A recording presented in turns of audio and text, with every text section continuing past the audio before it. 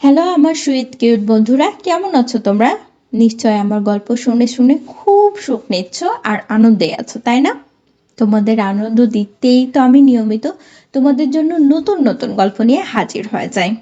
তো চলো, তোমরা যারা এখন আমার চ্যানেলটি সাবস্ক্রাইব করনি তারা প্লিজ প্লিজ প্লিজ আমার চ্যানেলটি সাবস্ক্রাইব করে দাও। চলো তাহলে দেরি না করে ভিডিওটি জলদি জলদি করে লাইক করো আর চ্যানেলটি সাবস্ক্রাইব করে দাও। ধন্যবাদ।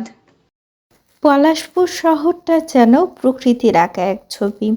পাহাড়ের ঢালুতে সারি সারি চা বাগান, মেঘের ভেলা কখনো গাছের মাথায় ভেসে আসে, আবার কখনো হারিয়ে যায় আকাশের অদৃশ্য পথে। শহরের এক প্রান্তে একটা পুরনো বাংলো, যার ছাদের টালিগুলো বয়সের ভারে নুড়ে পড়েছে। এই বাংলোতেই থাকতো সাইব। সে শহরের লোকজনের কাছে রহস্যময় এক চরিত্র। কখনো কারোর সঙ্গে মিশতো না, সারাদিন লেখালেখি আর বইয়ের ভেতরে ডুবে থাকতো। কেউ কেউ বলতো সাইপের ভেতর যেন হারিয়ে যাওয়া গল্পের ছায়া আছে। সাইপের জীবন ছিল নির্জন, একরকম নিঃসঙ্গ। তার লেখার ভেতরে একাকিত্বকে ভালোবেসে ফেলেছিল সে। কিন্তু কিছুদিন ধরে তার কলম যেন থেমে গিয়েছিল। গল্পের চরিত্রগুলো তার মন থেকে পালিয়ে গেছে। যতই চেষ্টা করুক, শব্দগুলো আর সাজানো হচ্ছিল না। একদিন সকালে চায়ের কাপ হাতে সাহেব বারান্দা দাঁড়িয়েছিল। দূরে পাহাড়ের গা বেয়ে কুয়াশা নেমে আসছে। এমন সময় হঠাৎ বাগানের পাশ থেকে একটা কণ্ঠ ভেসে এলো। কেউ যেন বলল, আপনার এখানে কেউ আছে? চমকে উঠে সাহেব দেখল একটা মেয়ে দাঁড়িয়ে আছে। গায়ে হলুদ সবুজ শাড়ি, কপালে লাল টিপ আর চোখে অদ্ভুত একটা উচ্ছ্বাস। মেয়েটির মুখে হাসি লেগে আছে। সাহেব অবাক হয়ে জিজ্ঞেস করল, আমি একাই থাকি, কিন্তু আপনি কে? মেয়েটি মৃদু হেসে বলল, আমি মায়া, শহরে নতুন এসেছি। আপনার এই পুরনো বাংলোটা দেখে খুবই ভালো লাগলো। সাহেব কিছুক্ষণ মেয়েটির দিকে তাকিয়ে থাকলো। মায়ার মুখে একটা অদ্ভুত আকর্ষণ ছিল, যেন সে প্রকৃতির কোনো এক কবিতা। পরের দিন বিকেলে মায়া আবারও এলো। এবার তার হাতে ছিল একটা ছোট্ট নোটবুক। বলল, আপনি লেখক, তাই না? সাহেব বিস্মিত হলো, জিজ্ঞেস করলো, আপনি কিভাবে জানলেন? মায়া চোখ মুছে বলল, আপনার বারান্দার বইয়ের স্তূপ দেখে বুঝতে কষ্ট হয়নি।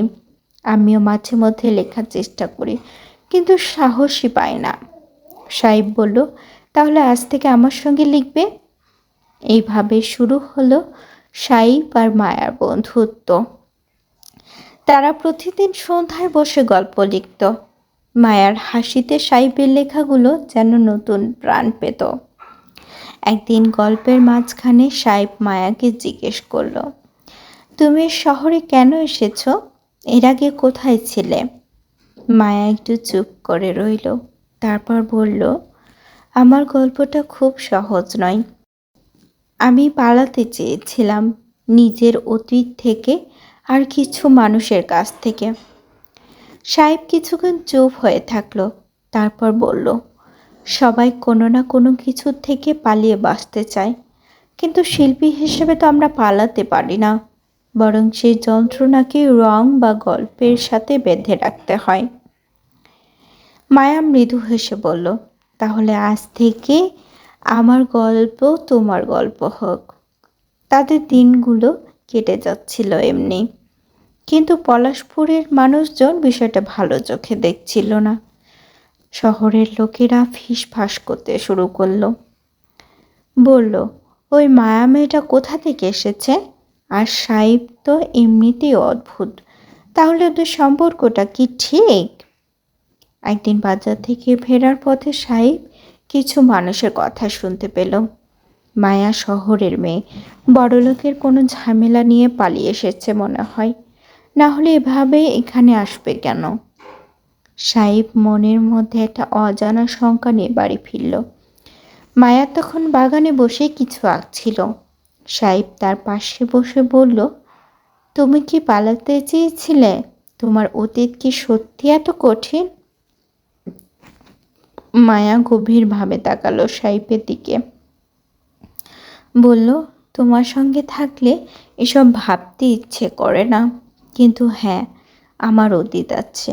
আমি ভালোবাসার মানুষকে হারিয়েছি, বিশ্বাসঘাতকতার শিকার হয়েছি, তাই পালিয়ে এসেছি নতুন কিছু শুরু করার আশায়। সাহেব তার হাত ধরে বলল, তোমার গল্প এবার আমি লিখব।